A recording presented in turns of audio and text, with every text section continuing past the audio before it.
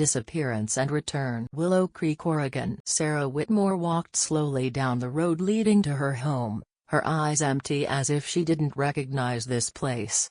For the past 10 years, she had vanished without a trace. The police, her family, her friends, no one had any clue where she might have gone. But now, she had returned. She knocked on her parents' door. When Mary Whitmore opened it, she was so stunned that she dropped the cup in her hand. Sarah nodded but said nothing.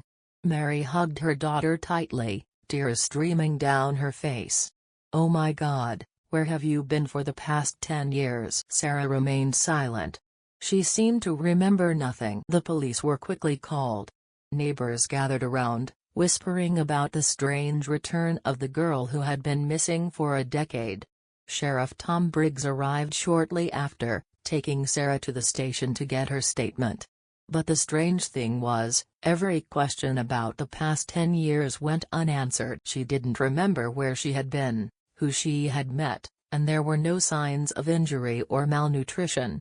She looked exactly as she had the day she disappeared, not a day older. Marcus Carter, a former detective now working as a private investigator, received a call from Sheriff Tom Briggs. "Marcus, we've got a strange case. Sarah Whitmore has returned after 10 years missing, but something's not right." Marcus frowned. "Not right how?" "She doesn't remember anything. No one knows where she's been or what she's done. She also shows no signs of aging. She looks exactly the same as she did 10 years ago." Marcus decided to take the case. When he arrived at the Whitmore house, he noticed Sarah looked completely normal, too normal. There were no signs of trauma, aging, or the passage of time. But one thing sent chills down his spine: her eyes. They were empty. Marcus began digging deeper. He reviewed the missing person reports, spoke to Sarah's family, and visited places she had been. There was no evidence that she had lived anywhere during those 10 years. One night, he decided to follow her. As the clock struck midnight, he saw Sarah leave the house, walking silently as if in a trance. She headed to a nearby forest, and stopped, standing motionless in the darkness. Then she whispered something, a language Marcus had never heard before. Suddenly, Sarah turned around. Even though he was 50 meters away, she looked straight at him. And she smiled, a smile that wasn't human. Marcus stepped back, feeling a cold shiver run down his spine. Something was very wrong. Marcus reported what he saw to Sheriff Briggs, but the sheriff didn't believe him. Maybe she's just traumatized. Marcus didn't think so. He reached out to Daniel Raines, a former FBI agent who had investigated mysterious disappearances. When Daniel heard the story, he grew thoughtful. "Have you ever heard of the Hollow Circle?" "What's that?" Daniel opened his laptop and showed Marcus a list of people who had gone missing and then suddenly returned.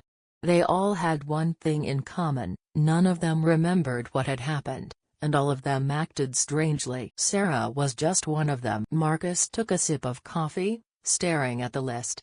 "What are we dealing with here?" Daniel lowered his voice. "I'm not sure. But if Sarah is part of the Hollow Circle, then she's not Sarah anymore." Marcus returned to the Whitmore house and tried to find more clues. When he looked into Sarah's bedroom, something sent chills down his spine. All the mirrors in the house were covered. When he secretly pulled one of the covers down, what he saw in the mirror wasn't Sarah. It was something else. An entity with a distorted face and deep, pitch-black eyes. Marcus stepped back, his heart racing.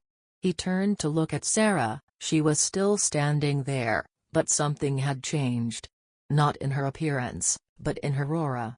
She no longer seemed human. Sarah stepped into the room. "What are you doing, Marcus?" Marcus didn't answer, but he knew, this woman was not Sarah Whitmore. Outside the window, the darkness seemed to be moving.